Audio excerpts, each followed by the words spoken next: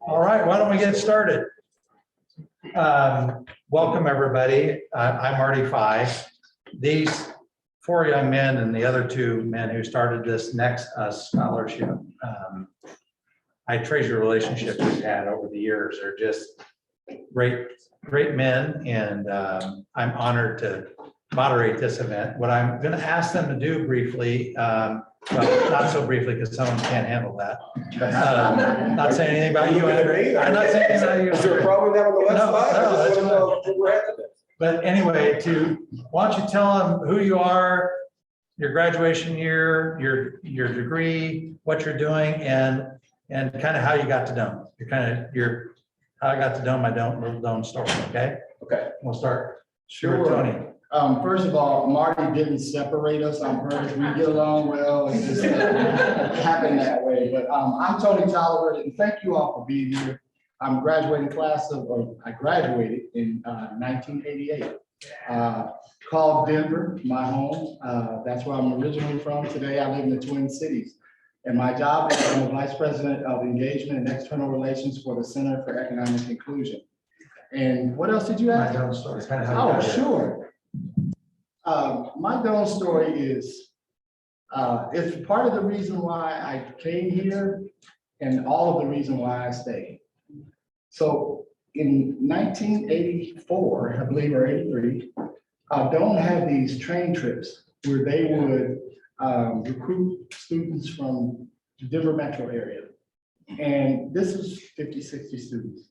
And we'd get on the train, we'd ride, through the night, we'd get here, get to Lincoln, they'd have the vans bring us to Doane. It was a quick trip, look at the school, look at the people, check it out.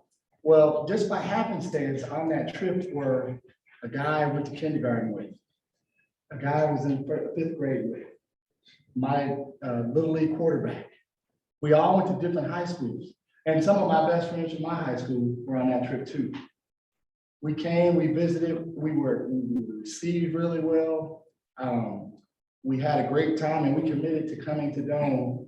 Everybody on the train did, but of course, everybody didn't come, right? That wasn't the intent.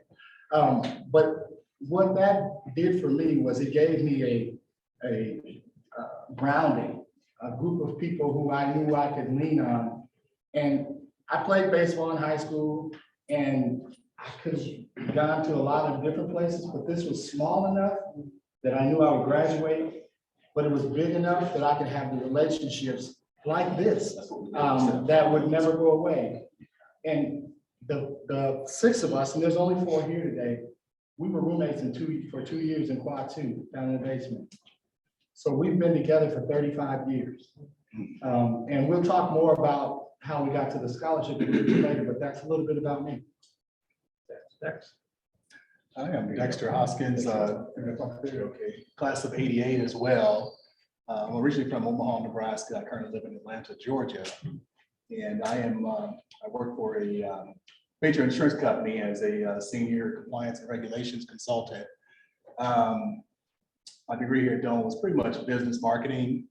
And I would say my story of arriving at Doane was kind of by accident. I had actually signed a letter of Took a left turn, you should have. I actually had signed, to play football at Northwest Missouri State, and somehow in the last minute we had about 3 or 4 guys that I went to high school with. They were like, "Why are you going to Northwest Missouri State? You should come to Doane with us." And I'm like, "Well, okay, maybe I'll try that." And and I get here, and it was like a family environment. It was very welcoming, very receptive, and I was like, "Well, I think I can hang out here for a while." And so, again, we'll get into discussing our desire to help out, because we went through a lot, as students here, and we certainly understand that that's still an issue, or could be an issue for a student. And so we'll get into discussing kind of why we started our scholarship fund. I don't think I need this, but Yeah, you do. My name is Jerry Gamble. I am from Georgetown, South Carolina. I am in the class of '88 with a marketing degree in computer programming minor. At that time, it was computer science. If you're something.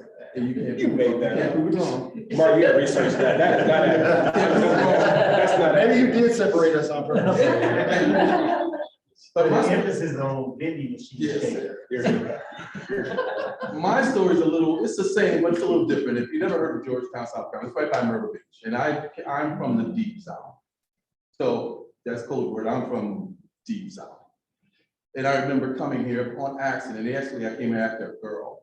Turned down college scholarships everywhere to come to Doane, sight unseen. Didn't know the colors, didn't know the mascot, did not know where Crete was, but came here anyway. And most of y'all do not know, none of y'all know, Gene Shupan was my recruiter. And when I stepped foot on this campus, it was like, what the hell did I just walk into?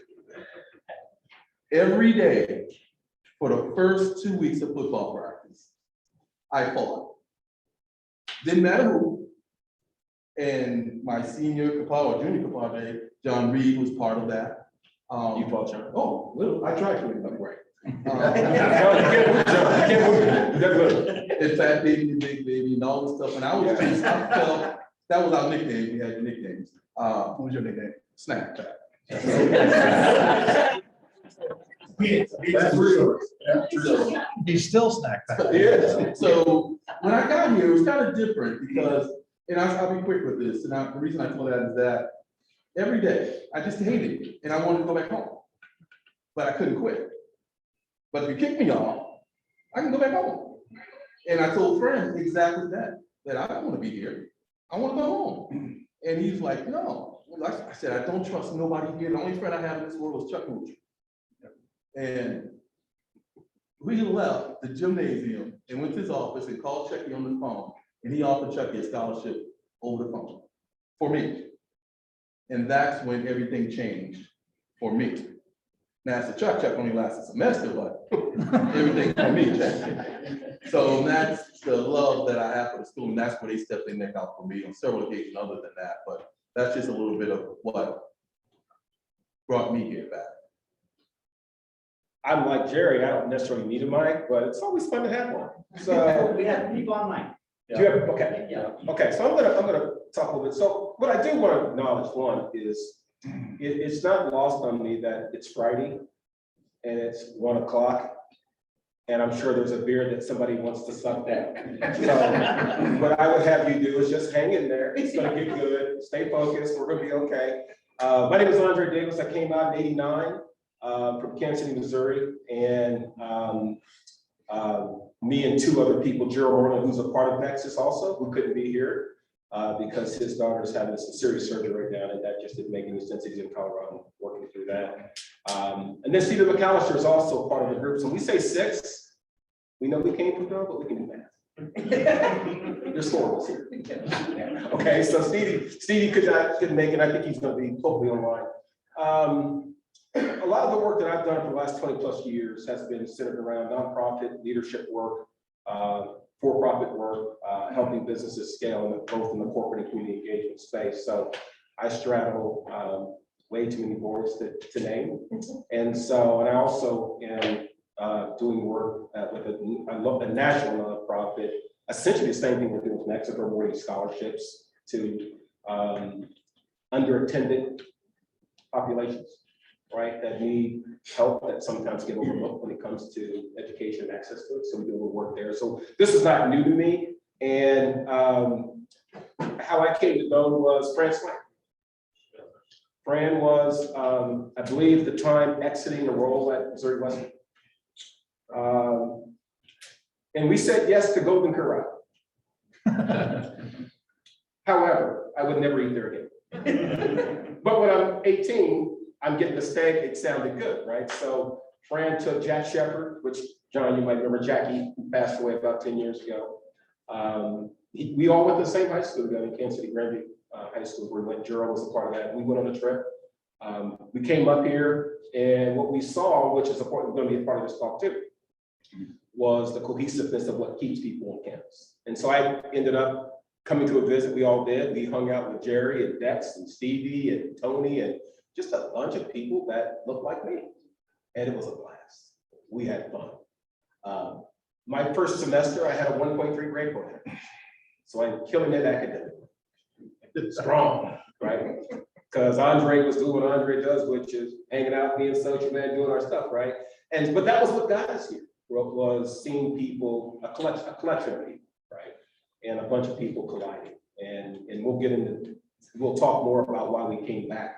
And then what the genesis was for us being able to start the scholarship. And so that's just a little bit, but it's been fun being back and just having some fun. I love seeing the diversity of the students that are on campus, because we didn't see that when we were here, right? And so, you know, part of this also is when you drop people who look like us in Crete, it's just, okay, I know I took the wrong turn. This is not the right turn for me, right? But then the acceptance of being here is the other piece of it. So what we want to represent are people that have come through the system and stayed, done okay in life. We haven't arrived and done anything, but we're doing okay. And this is an opportunity for us to collectively have an impact in legal legacy. Stevie Mack, are you on Zoom? Is he on? You don't think so? Okay. So guys, why don't you just take a moment and talk, you shared a lot today, and I think you guys would like, you know, that we tell this story someplace else. Why don't you share a little bit about kind of, why'd you stay? Came here, it was different, so what impacts were there? Whoever wants to start. Want me to go? Let me stay. So, and I kind of alluded to that earlier, is, you know, there's this, we need to have these conversations. These are sometimes tough conversations to have, because when you're not brown or black in this country, you're always represented. So it's easy, right? Just to fit in. When you don't always see representation, you know, it's a struggle, and you've got to find your people, right? And when you're white, you always have your people. When you're brown and black, you don't. And so part of what allowed us to stay, and we talked about this, it seems like we've talked about this a lot today, which is fun. Other people, shared experiences, shared backgrounds. I'm a first generation college student. My mother raised 3 boys. I'm the youngest of 3. We didn't have like money set aside to go to college. For all intents and purposes, I was never a candidate for college. My wife laughs. I said I should have been in the military. She goes, you'd never make it in the military. Because I don't follow damn rules. I don't. So I never made it. Or I should have been skilled trade. But no one talked to me about either of those things. And so we had some opportunities to get scholarships, even locally in Kansas City and here. And when I came to, I just had fun with these guys. Didn't know, we don't plan to have relationships that run 35+ years and do these things, but organically it happened. And so we all knew that if one of us left, we all leave. I mean, that was the reality. You know, Michael Barnes, who's sitting in the audience right now, Michael, we attracted Michael to Doane. Michael stayed on campus so long, we said, why don't you just roll? I mean, he was here like 4 months. I kid you not, Mike, I'm alive. We were like, you're here 4 months, man. Why don't you just enroll? I mean, you're here. And so we got Michael here. Michael's an amazing athlete here for track and football. And so, but again, if either one of us decided that we were going to exit, I promise you, we're all exiting that. And so that was what kept us here. And then we stayed and voila. I don't know about that degree you mentioned, but anyway, we graduated. And so that's still, we got research stacks. I don't know, I need some facts on that one. But anyway, that's what kept us here. And I'll toss to Jerry. Yeah, for me, it was when I first got here again, after my first semester, you get acclimated. And then I was so excited to go back to South Carolina just for 1 semester, just to show the new things that I've learned, the new slangs that I've learned. My accent is now gone. So now I talk differently. Went home for a day. I think I was ready to come back. And so from that point on, this became my because you know, when you go home and you come back, you just can't wait to see somebody. You can't wait. And in I still remember the story that I tell is that between my sophomore year and coming back from my junior year, I lost 125 pounds over summer. And people didn't recognize me when I came back to play football. And that was the biggest part of the thing for me. I'd be walking by people and people didn't know who I was. But my family of friends that don't, I mean, in my football team, that was my family and everything was built around them. So everything that I have in life to this still day is built around my deep, if I have a problem, I talk to these guys. I don't need anyone else.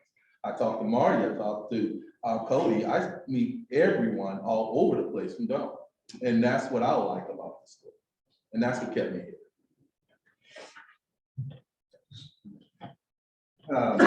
Andre kind of talked about, I mean, when we were here, we really didn't have older mentors, you know, that looked like us. We kind of were each other's mentors and we pushed each other. And like you said, if, you know, one of us left, we probably would have all left. So it was kind of each of us pushing each other to continue, you know, our drive. And, you know, you get to the point of like, wow, you know, I can really get a degree and you know, our studies and, you know, there's been many times when you're like, hey, you know, are you gonna go to class? Yeah, I'm gonna go to class. Or, no, I'm not gonna go to class. You know, so we kind of pushed each other. So one of the things, I mean, with Doane, it's a small school, but I think it's what, you know, a lot of us need it. It's very, you know, it feels like a family. You know, I mean, summertime you go home to your family, but it was always nice to come back because, you know, these are the people you're around the most, and you know, you just felt welcomed and receptive, and you know, and that's just kind of, you know, the way that Doane makes a person feels. And you know, I'm glad I made a decision to come here, and I don't know if I would have lasted anywhere else. I mean, it's all I know.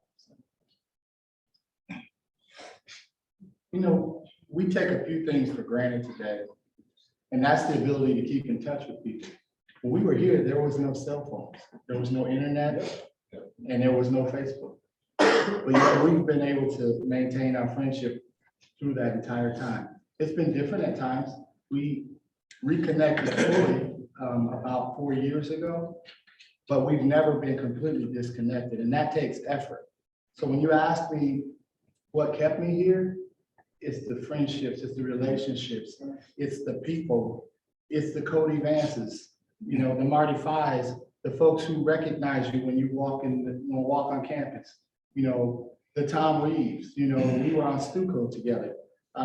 It's those sorts of things that make this a great place if you want it to be. Now, there's probably people here who didn't take advantage of it like we did, but we made it better for each other. And now we're trying to make it better for students who are coming here today. One of the things I think is interesting, each of you have somewhat of a story about people of impact from this campus, people who made an impact. And sometimes it's not a professor, sometimes it is, sometimes it's an individual from the community or whatever it is. Tell your story about that. Tell some of that kind of impact. Dex, you want to start? Well, there wasn't really one particular individual. I Right. think it was the totality of, you know, the coaches, the staff. I mean, they all were just, you know, they made you feel welcome, and if there was a need, you know, they were gonna go overboard to, you know, help you take care of whatever you needed to help taken care of. So it wasn't necessarily one individual for me. I mean, I would say it was, you know, Fran Swank, the coach, you know, my position coaches, you know, even Roger, you know, he was my position coach at one point, and you know, so it was just a totality of individuals here that, you know, really welcomed you in, and you knew that they had your back. For me, one of the major players in my career, I think, was Judge McArdo. Very, may he rest in peace, yes. Impressionable, good advice, and was always even key.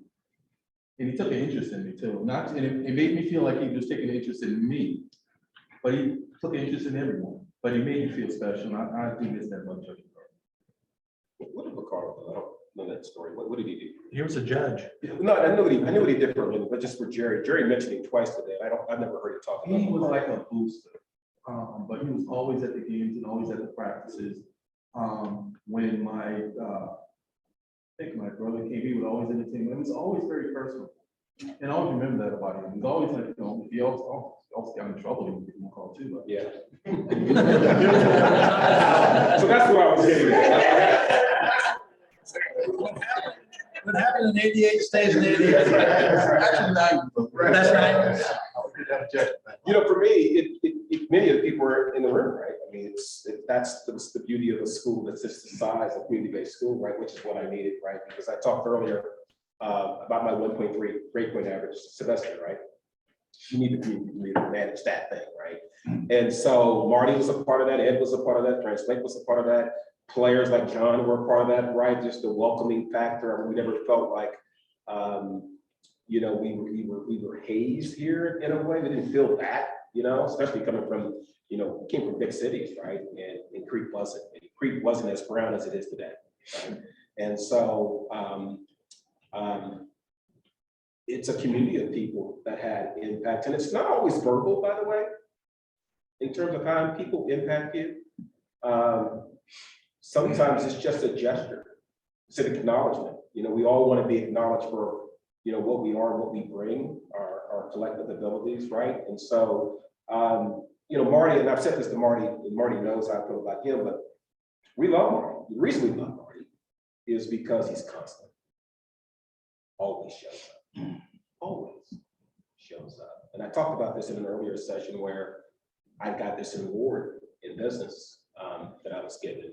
And I didn't know Marty would be there. And I come up and Marty's there, what are you doing here, man? What are you doing down here? He goes, well, I heard you're getting this award. I drove home. I said, well, how long you staying? He goes, I'm leaving right after the award. I said, that makes sense. why would you even do that? He goes, I wanted to see you get your award, and I'm proud of you. That's what it is. Who's willing to do that? Drive 3 hours for like an hour thing and then drive 3 back? I mean, I don't know if he got an award, I would have done that. I may have made that a 2-day thing, but I'm not grabbing that. I'm sorry. I might FaceTime you later on and say, I did that. Congratulations. But you know, it's just that. And then what can happen from that organically? From that. And it's really the best way that things happen organically. We talked earlier about intersectionality. When you have diverse things that intersect each other. The scholarship was about that. You know, it was really about, you know, us coming back on campus, feeling welcomed by Marty. And we weren't funders of anything Doane related. I certainly got your emails. I was going to get to you at some point.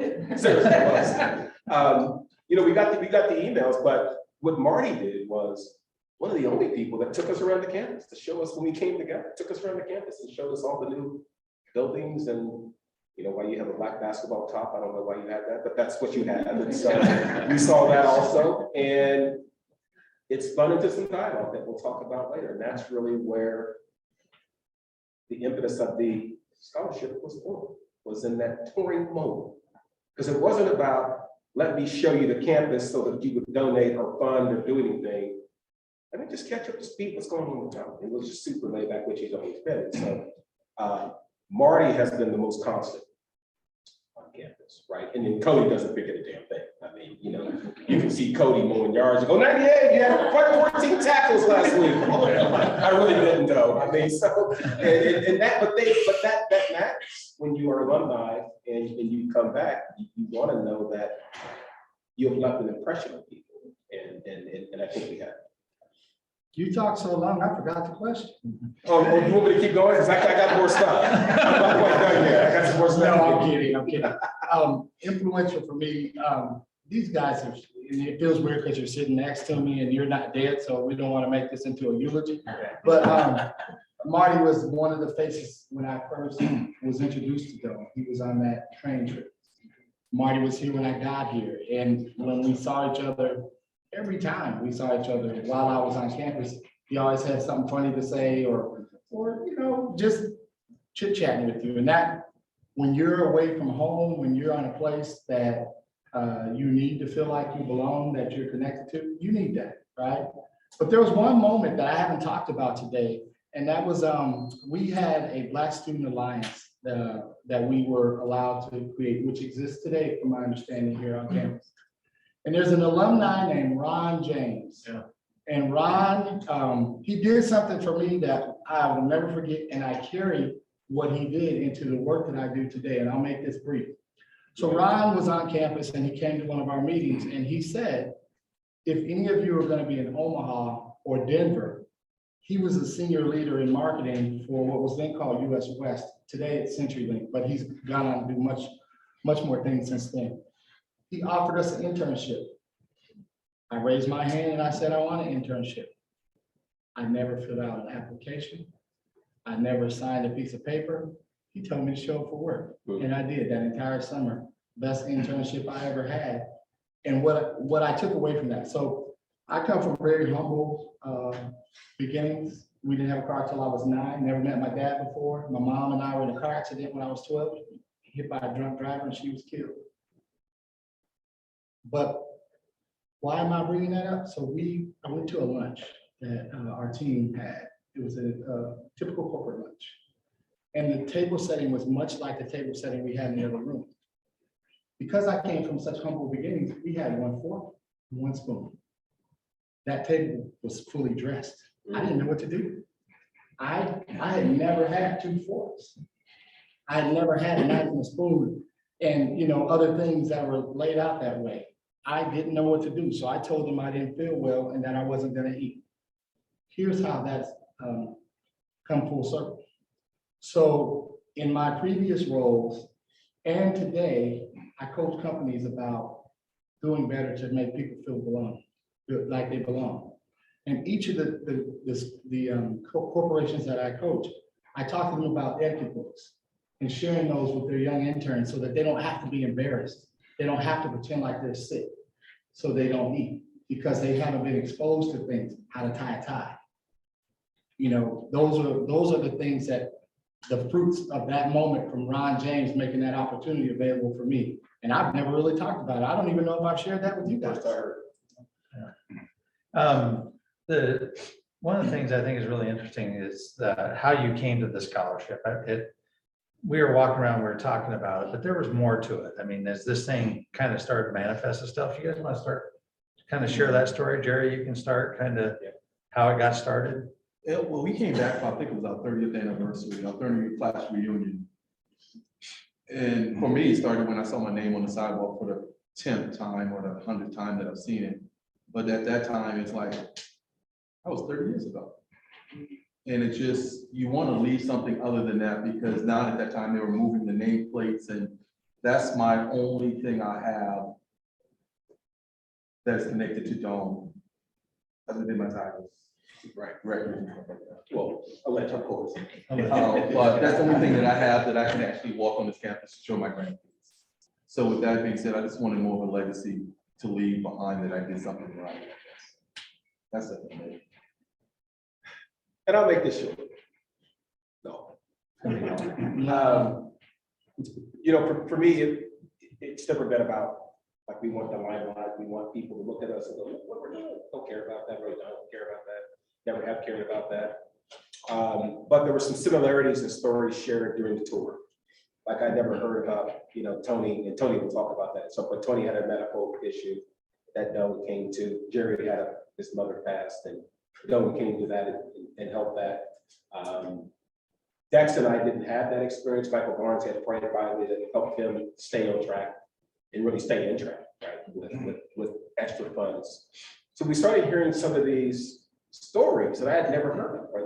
We're getting together in 35 years, right? We shared rooms, I've never heard of any of these stories. And I remember the episode. I remember Tony falling and all that. I don't remember Jerry's mom passing, and that moment sat on us and we just felt like, I remember what it was like to be on campus, right?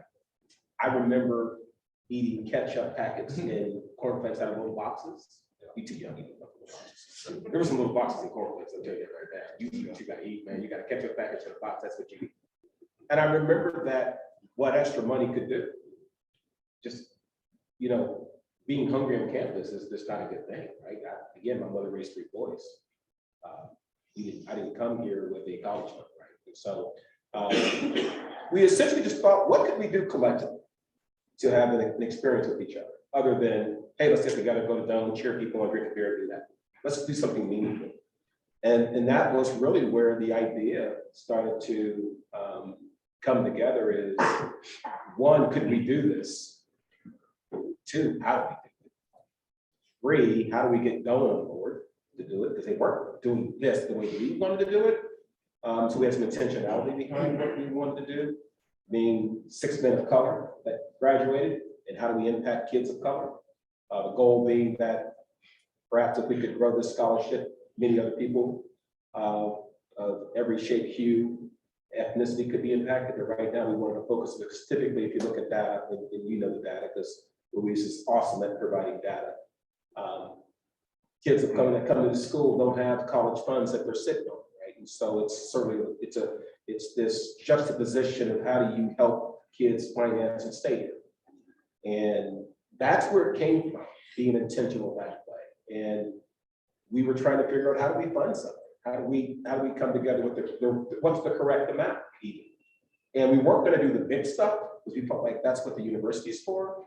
So it wasn't the big 5,000, 10,000, 15, 20. It wasn't that. It was really about some of the stopgap measures. How could we, when a car breaks down, how could we step in? If you needed books, just wanted to eat out. Because again, Doane back in the day didn't have the food. So we got to go do our thing, right? And so how could we allow people the freedom to make a choice? Because that's what money is. It's the freedom to make a choice, the right choice for the right reason. And that's where this all came from, essentially. And we got Doane on board. Luis was awesome. Kennerly, who was here before, was a part of that. Marty was always on board, right? Because Marty's part of fundraising, so if it's fun, it's money. Marty's always involved. You really give up, brother. And then Jackie started helping along, and so it was built on that. How could we? And we'll get in probably more detail about that. But that's where it was. We had never about, hey, acknowledge what we're doing. We're alumni. Look it up. It was never that. We don't care about that. But it was also built upon how could we interact with the people that we fund? Because he just said Ron James was a mentor. Did you know he was a mentor, right? How could you be available to people? They wanted to bounce an idea off of you. They had a career question. They had an internal question. Could we be available? We've all sit in different industries. How could we be available to that? Again, the representation matters. How can Black men help other Black students, brown students? Just have a perspective, right? Because this world can be challenging in a lot of different ways. And we've seen it the last 3 years. So that was really where it came in for me. And doing something like this was always, because we never saw this. We didn't see people come back and have these kind of discussions, right? We weren't having these kind of discussions. We didn't have any problems on campus. It sure would have been nice to have someone come back professionally and talk to us about career development that looked like us and just, hey, what could be possible? Because it's hard to become what you can't see, touch, or feel. And that was part of it. Next, you want to go next? Yeah, I mean, really, Andre has said it very elaborately, kind of explaining. I mean, I think before we started this scholarship, I mean, you get the Doane correspondence that, asking for donations. I donated here and there, and I think when we came back, we wanted to probably be something more consistent, to, looking back on what we had to go through and experiences that we went through financially. I mean, being an athlete, I played football and baseball, and it's tough to hold a job, and you have expenses that come up or emergencies, and that's tough on a student. That can create other stresses, and besides your studies. So I think I felt that, okay, well, yeah, maybe I can help somebody out to help relieve them from some of those pressures and help them earn that degree. So I mean, I think that's just the gist of why when we came together and talking about our experiences here at Doane, and some of the troubles we had, and that was some of the troubles, particularly if somebody experienced and had an emergency. We've heard Jerry and Tony, some emergency situations that they had, and just figuring out where they're going to get the funds to be able to take care of that emergency. So we just wanted to be able to help a student, ease their pain of having to worry about taking care of something that may develop. As you can imagine, when we came here, we have 8 million stories to share about things that we have been up to, about things that we did when we were here. We reminisced a lot. We poke fun at each other all the time, as you see up here, and keep it PG while we're here. But as soon as you guys are gone, you come in, the gloves come off. Anyway, so what happened was, while we were talking, we started really going into details about some of the things that we experienced.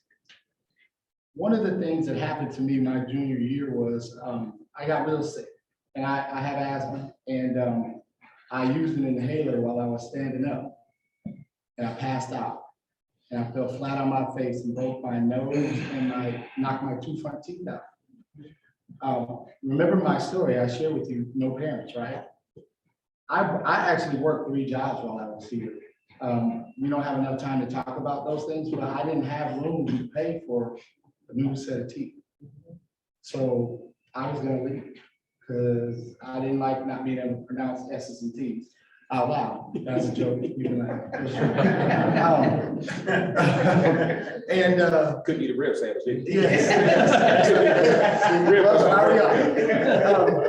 And so I saw Marty on the path and he asked me, "Are you okay?" Because I went to the hospital in ambulance because it was a mess. Anyway, the teeth marks are still in the floor over on quad 2 if you want to see them. Anyway, he asked me, was I going to be okay? Is everything okay? And he said the proverbial thing, let me know if there's anything I can do. And I said, I'm not okay, and I'm probably gonna have to leave. Because I don't know about you, but at 18, 19 years old, I don't want to walk around with no front teeth. That just wasn't on the horizon for me. And I didn't have the means to pay for it. I didn't have the credit to get credit to go to the dentist. And if I did get credit, I didn't have the means to pay for it. Maybe a day went by, maybe a meal went by, and I ran into Marty again. And he said, we figured out a way to take care of it. What do you mean you figured out a way to take care of it? He worked his magic in taking care of it. And that was a story that they knew, they were there with me, but I don't think they knew the details behind it and how I felt about it, how it impacted my stay at Doane. But those are the sorts of things that make you stay when you hear about the people who work here, or the commitment that they have to the students. Now, you can't solve every problem for every person that comes up, but in that moment, and it wasn't because I was some star athlete, it wasn't because I wasn't gonna be the valedictorian unless it started, they did on first day of school, I was great. You were vaccinated. But I was an average student. So that meant a lot to me, and it made it so I could continue to stay at Doane. And it is one of the really 3 pieces of why we started the scholarship. The other one was with Jerry and his need. And then with Mike, he had a need that came up along the way that someone took care of. And these weren't big dollar things. These were little things that could crush your college graduation dreams. And I'll stop there. I'm gonna throw a curveball at you. When I was sitting in that room over lunch, I was really impacted by the students and by you guys and the story you told. And I want you to tell me how that made you feel to sit in a room full of, number 1, students like that. Number 2, that they got to meet 2 of the recipients, one of them via Zoom. And the third thing is that you hand out a scholarship that moved a woman to tears. Oh, I'll go, and I'll be brief. You know. Here's the mic. Sorry. It's awesome. It's awesome, right? It's why we do what we do. And I do a lot of this again. I'm getting teary right now, but I know what that's like, right? I mean, I know what it's like to kind of not be seen sometimes. And I do that work in Kansas City for a lot of nonprofits where we're raising money and we're doing things for disadvantaged communities. But to see Jalen's face was awesome. She had no idea. And we surprised her. And then to meet, is it Talisa? Talisa. Yeah, we met her. She was one of those. What was it? Talitha. Talitha. Okay. Awesome kid. And to meet her and then to see the other gentleman that's now Brandon. teaching. Yeah, Brandon is teaching in Omaha. That was always our goal, though, right? Is to come back and really just try to make an impact on someone's life, right? The greatest gift you'll have, and your life will not matter until it has an impact on other lives. And to see that today, and just to be able to talk to other kids of color. Sean from Panama, I love sitting talking to him, man. He's such a, why in the hell are you here from Panama? Right? That's but I like that kid, man. They're sharp kids, right? And we should all be connecting for purpose to people, regardless of what we get from people. And so when whoever you subscribe to, believe in, your God, whatever that is, All I care about in my life where I'm at today is when I'm at the gates and I'm asked, what impact did you have on Earth? I want an answer. And that's why I do this, right? Because it's not money. Even when it's never the money. And you hear the thing, and I know when you're chasing the money, it's always the damn money. It's not the money. It is truly. What I always visualize for my family, because we don't come from any of that stuff. Again, I'm a first generation college student, 2 older brothers, one deceased now. When you come from that, it's just one of those things where I always wanted to have money to be the go-to person. So that if somebody needed something, you either raise the money or you write the damn check. That's all money's for, right? It's not for anything else. Yeah, you have toys and you have fun, you do that. But if all your life is about toys and material, you have a really empty life. It's never that. The reason I sit on so many boards is because I care about young kids of color gaining access to a lot of rooms where those people don't exist in the corporate sector. So I am that voice. And I care about that. And so I use my access, my privilege, my platform to open the damn doors for kids. And so today was awesome. It just was. Because they're so small things. They're not large things, right? And we are to care about everyone. I do some public speaking and podcasting and all this. And I remember talking to a group and I said, it's funny how we grow up and we lose what we had when we were kids. And I just want you to think about this. How many people have kids in the room? Students, you better raise your hand. But you are aware there's some little bitty things that run around and crack and get your money up that big. So I have a 20-year-old and a 5-year-old. You heard me, 5-year-old, what I had. Don't mess around. If we were on a playground, this is an analogy I use when I'm talking to organizations. We're on a playground and you have all the white kids on apparatus and all the brown kids against the fence. And they're playing. We would all go over to the fence and go, well, why aren't you guys playing? But when we get to corporate America, we stop doing that. And we got to stop doing it. So what I'm trying to do is impact that. How do we get the brown adults that are on the fence to be on the apparatus? And if you have power, and you have access, and you have influence, you're going to be using it for that. That's all that I care about doing. I don't know if the name built around me. I don't care about any of that stuff. I get a little bit of that. But today was awesome. And Jalen was just an amazing kid. And to hear that she didn't even like being here, now she's doing tours, which I thought, how does that work? You hate it here, but now you're doing a tour. I don't even know how it works. But it tells you something happened in her transformation. And so it was amazing.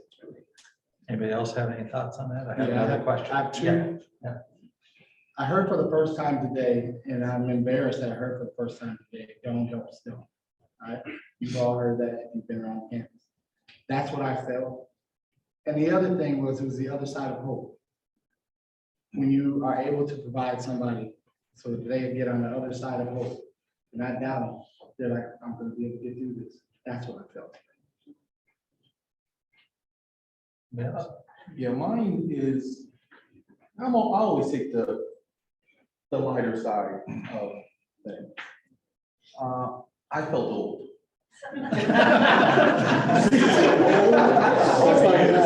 You are. Right. So I felt like I was that guy. When I was growing up, there was always that old guy in the basketball court talking about the pick and roll, give and go. And I would be thinking, man, get out of here. I felt like that guy.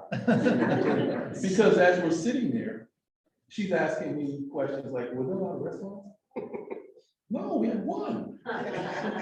Which one was that? Truck stop. Truck stop. Jerry had Pizza Hut. Yeah, and we had the dish and dash at the truck stop once a year because they knew who we were.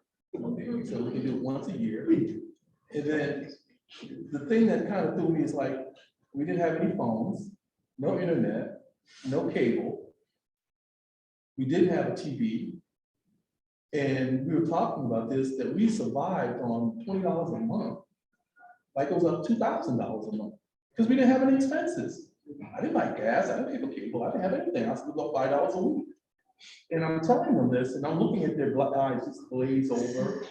Like ours did. Yeah, and it's like, no, we didn't have no luggage you had, and that's why I just felt like, yeah, I'm got it good. We had it bad, and I told them, to say this to end it, when we came in our freshman class, Doane was only less than 1,000 people total, the whole campus.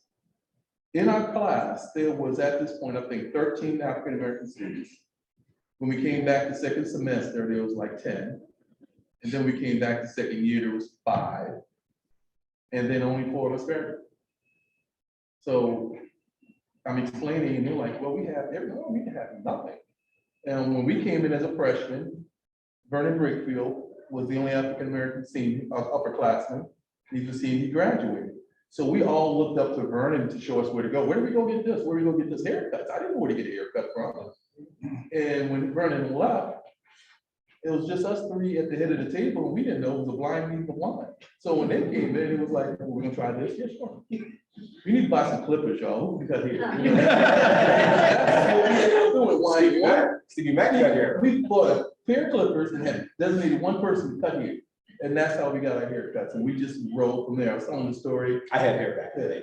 I have no idea about the hair. And I don't know if you remember this, but on every Friday, we used to serve fish sandwich. And at this time, the cafeteria lets you take as much food as you want. We loaded up all these fish sandwiches, all the buns and kept them separated, the lettuce and the tomatoes, and mixed up mayonnaise and ketchup, and waited till midnight for everybody to get hungry and sold them for $1 a piece. And that's how we made money. So because everybody came down to our quad. So we were just selling sandwiches like we had a restaurant. $4 a piece, and $10 was like. We can edit that out. And That was Cody's never gonna forget that. That's gonna stick. and my taxes don't reflect that. I want to just kind of bring up, I mean, obviously, Marty, with your question, I mean, you know, I live in Atlanta, Georgia, and a lot of this has been done via Zoom, and we talk about, you know, recipients and who the, you know, funds are going to go to or what have you, but it's just so gratifying to come here in person and meet the individuals and see, I mean, we don't know if they're pulling the wool over us, you know, I mean, do they really need this money, or, you know, I mean, Is like, Marty keeping our money? Marty's driving a Bentley. I'm gonna buy some chicken, fish sandwiches. To be here in person and just see the emotion of, I mean, it's not much money, but it's just so rewarding to them. And I, you know, when I look back, you know, my years in college, and something like that would have went a long ways. I mean, just to relieve that stress of, you know, your car, you know, you have car issues, you know, other, you know, financial issues that, you know, you're wondering, how am I going to address this, you know, and then I got this exam and I got finals, and, you know, it could be overwhelming to the point of, you know, do I want to continue, you know, this plight? I mean, so just being here in person and just seeing their emotion, it's just really good. We have some young folks in the room. What I want you guys to do is, if you were giving these young folks career advice, what advice would you give them? I'll go first, I'll go fast. Network. So and these guys are too big in social media. I have more people on LinkedIn than I do on any other platform, but I have very few people from Doane. And I challenge this school to start encouraging the students to network via LinkedIn so that you can get to professionals in whatever you're doing that have some common thing that they've experienced that you have. Because today's job world is different. It's oftentimes you getting a leg up because you know somebody in the space where you want to be in. I just want to say real quick is just being patient too with whatever you want to pursue. I mean, I think a lot of young people these days are just really impatient. They want instant gratification, instant reward. And it's just, you know, being patient, working hard and continuing. You know, again, you know, there's just different avenues now that, you know, students have to promote themselves, I mean, which we didn't have. So my biggest thing is just being patient and just sticking to your goals and, you know, what you want, your dreams. Mine's gonna be totally different. Of course it is. Surprise? Take chances. Oh, yeah. Say why. Take chances. Because right now, at the age of under 21, you're a failure. You'll go join a Peace Corps for a semester just to go to Hawaii. When you get married and have kids, your chances or the chances that you take limit your mobility, limit your success because you're not working as hard as you used to gain what you need. Because when you're chasing paper by yourself, you do anything. But when you're chasing paper, when I say chasing paper, you're trying to get a better job. You're getting more degrees. I don't have to come home now. I can study at the library all night. But when you're married, all that changes. But when you take chances and bet on yourself. I was in banking for 30 years, working for someone else. All went up to a VP, still was not happy until I opened my own barbecue company. At 55. At 55, and thought I was just gonna do it on the weekends because I like doing it now. I turned down business. And it's because I did not take a chance 20 years ago. I could have done this 20 years ago, but I did not want to take that chance. I say take a chance and risk, because if you don't fail, you don't learn. So here I am again. Hi. What I would want you to do, ask questions. If there are questions let's make sure we leave time to Louise, Marty, for some questions. But here's what I would tell you: run towards failure. Yeah. Where the growth is. The way we talk about failure is this thing that, oh my God, you're going to experience this, but it's where the growth is. It's where all the learning is. And what I would challenge Jerry on is the timing wasn't right when he started. Everything he learned in banking 30 years prepped him for launching the business. That's talked about, be patient. I sit on the board at UKC in Kansas City and work with our young pre-graduates. The challenge with is you want everything now. And I get it, right? I'm 22, I get it. All this you're seeing happen over time. Enjoy the process, because the process is what prepares you.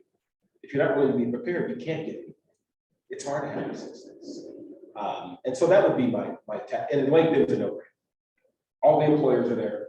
It's not recruiters. There are recruiters out there. You know, most of the jobs that are secure come through LinkedIn. 75–80% come through LinkedIn, not recruiters. So get a LinkedIn profile, professionalize it. It's how we all connect.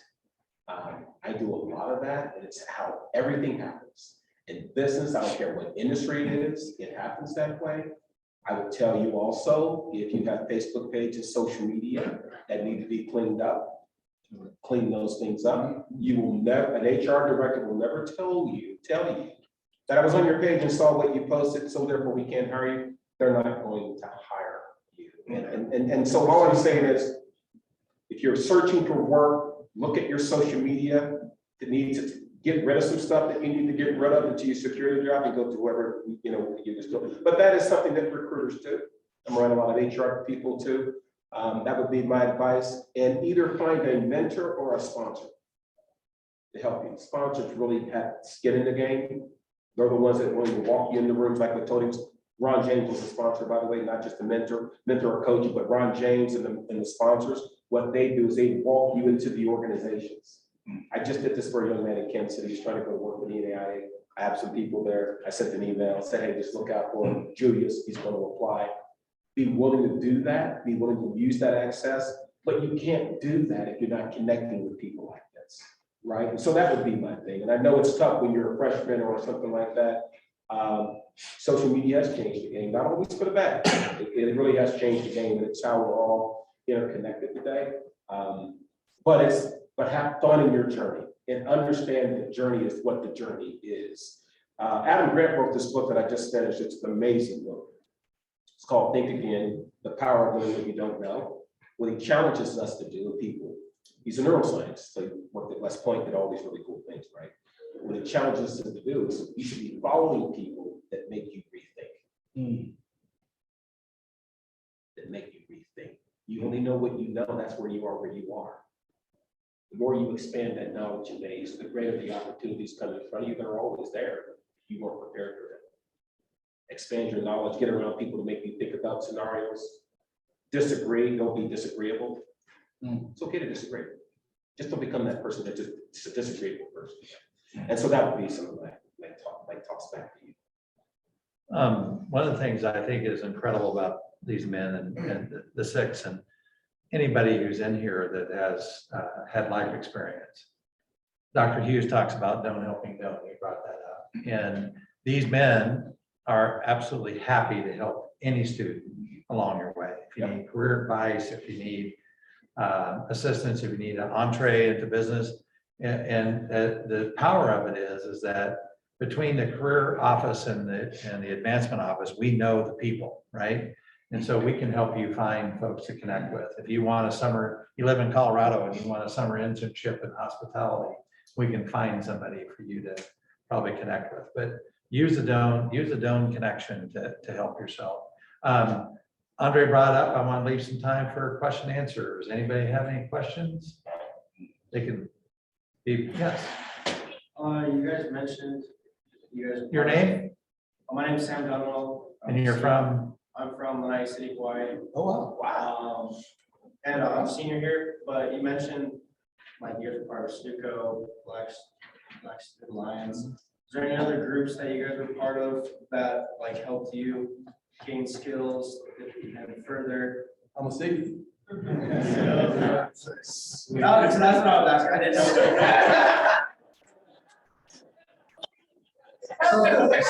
Siggy. Oh, yeah, that's it over there. And the two guys that are here. Two guys are here. No, but this is your old mother, by the way. Oh, really? Oh, yeah, you see the picture? Where's Black Mother? And still a black mother. Yeah. My sophomore. I think it was my sophomore. Was it my junior year, John? Oh, they share the picture. Okay. I still look like that. I I do not still look like that. don't remember that. I see the. I'll jump in that question. Yeah, look, it's another group, right? And just because we were frats here and we connect, I mean, Bartlett lives in the same area I live, he's a city. Canada is a city. Bartlett is a city. So there's a lot of us, right? And so it's another group. A lot of those people are on LinkedIn, by the way. And so, of course, you can connect with those groups. We were talking to, I think, Will, who wants to go into engineering. And I was talking about the National Organization of Minority Architects, which is a national organization that I'm associated with, trying to do some work in Kansas City. Well, it's hard for minority students to get architectural because they're expensive, right? And so we were talking about that. So there are associations you could pipe into. There's Society of Human Resource Management, which is HR function. If you have HR interests, I'm doing a talk with them here in a couple of weeks. There are a lot of groups. Obviously, your frats doesn't have to be SIGs. It could be any frat or sorority that is a collection of people that are doing the work that you want to do, right? Many people say, I want to be an architect, but then you go, have you ever met an architect? No, why not? You can meet one. They exist, right? And so there's just a lot of associations, and there are charters, and there are national associations that you could pipe into. So depending on what your career vertical would be, would determine where you would go. If you're financial, FEI is a national organization. You could, and I was in banking for a stretch too. So there's FEI, there's Association for Corporate Growth. There's a lot of different organizations that you could pipe. But I think it's really finding where you're going to head. That helps. And to piggyback on that, in my class, all of them being Siggies, there's 5 millionaires. In John's class, how many? 5? Yeah, quite a few. Millionaires, they're all Siggies. So I have, and it blows my mind sometimes when I talk about or Bartlett, these guys are millionaires and they're just like us. I mean, it's just amazing. The thing that you go through, the people that you meet, the connection that you can have, that will take you further in life. So, Anything else? anything? Happy to answer whatever. Doesn't have to be about career, it could be about other. It's so cool to have you guys back. Thank It's you. awesome. Thank you. Good to be It's back. good to be. It's great to see you. It's good to be seen. All these buildings. Buildings are insane. It's changed a lot. No, we've enjoyed being back. We really Yeah. have. And we already have. Luis has been awesome. You gotta give Luis some credit, right?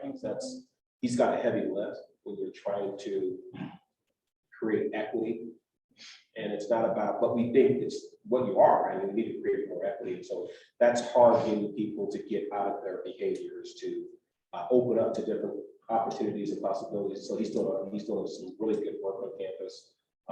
You know, Marty and I, we joke all the time, you know, Marty, you know, we've never had problems here racially on campus. We would have swept it up in the past.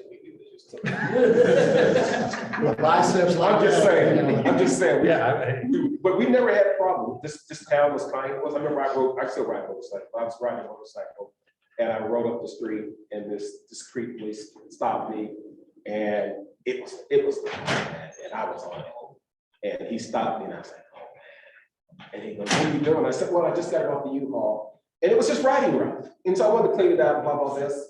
And he says, you should take that further out of town. We heard you on the way downtown. And he let me go. And, you know, we just never had any problems. Not that the problems don't exist. We just didn't have any problems. If we did, we talked through that, but we never had issues. Again, not that issues don't exist, but we need to be prepared for those issues to get addressed in the correct way. But we're thrilled that you showed up. I thank you. Again, I know it's 2 o'clock on a Friday and 3 o'clock now. And I know there's some suds waiting for some people. Oh yeah, well, I'm sorry. You need to do this though. I don't know what this means. Yes, sir. So y'all was talking about like the LinkedIn and like networking and stuff. So like, how does networking actually look like on LinkedIn? Like, it's one thing to go and connect with somebody. It's easy to connect with anybody. There's to connect, but like actually networking, how to put that. Well, first of all, where are you from? I'm from Atlanta. Okay. And you here, and you go home for the, I haven't been home in like a year, but like. so what do you do if you, I'm sorry, what do you do during the summer? So this past summer I did research for LSAP. Okay, so where do you stay? Is what I'm saying. Oh, off campus. Okay. Yeah, sure. Because I've been trying to reach out to people that have stayed here for the summer. Well, his birthday too. To stay, because I Answers your have. questions. Yeah. Say again? Answer his question. Oh. Tony, you What's might- your mother's name? you might know She's about old. LinkedIn. So Here's what I was like. What's your go sign? What's wrong with it? After you make the connection, or while you're making the connection, just say, I'd love to have a Zoom call with you about X. I'd love to grab a cup of coffee with you to talk about X. It is really that simple. If the person, particularly if it's an alumni, I'm a current student at Doane. I'd love to pick your brain. And those are things that make people know that you're not asking them for anything, you're asking them for their time.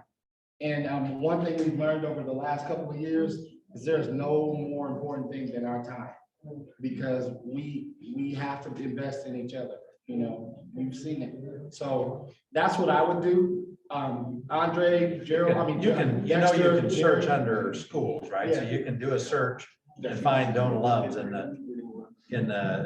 in LinkedIn and start connecting to people. And you can do it based on careers and those kind of things. So if you're looking for a medical career or you're looking for something in the health or human health or whatever, you can connect to people that way. And the other way you can do it, as I said, is through utilizing the Career Center and the Advancement Office who are connected to alumni around the world.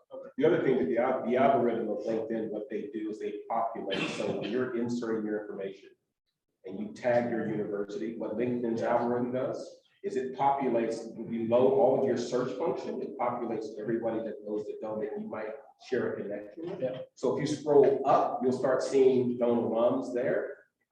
You can search by industry. You can also tag LinkedIn in a way with hashtagging, which if you're an architect, you can tag art. So you'll start populating your feed with architectural articles.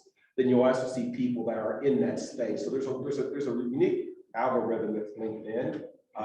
But again, one of the things I don't want you to do, I see your hand right there. One of the things I want you to do, what's happened over the 2 years in the pandemic, I am bombarded by LinkedIn requests. And here's what they do.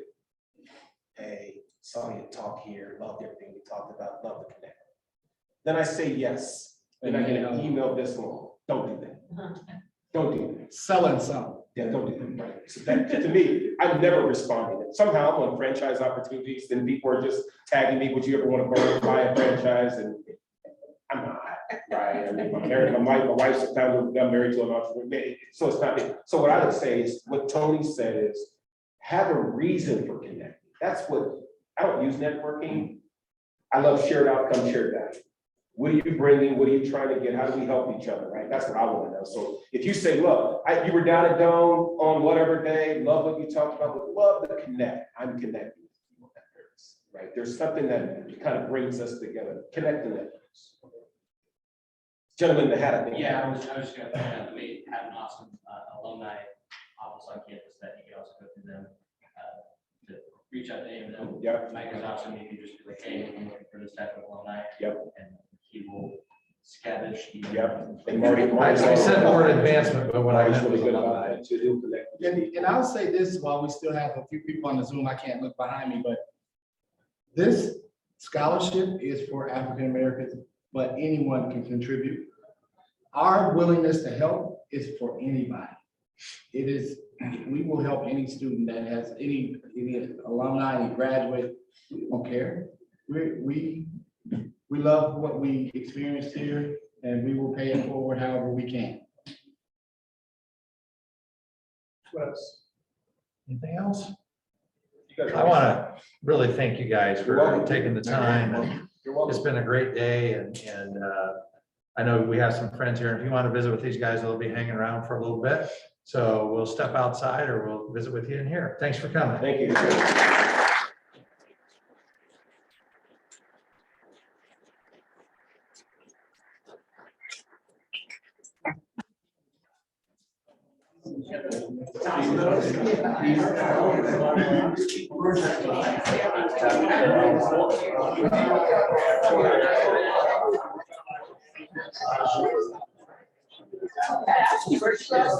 Good job, man. Thank you, brother. I'm proud of you. Thank you, man. It's time. You're time.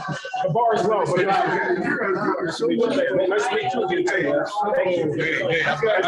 us a dome. Give us a dome. Mike Dixon, nice to meet you. Mike Dixon. Mike Dixon, Dexter Hoskins. Nice to meet you. Hey, who did you come here with from Northwest? Michael. Hey, Michael. Yeah. How are you? Okay, yeah. How are you?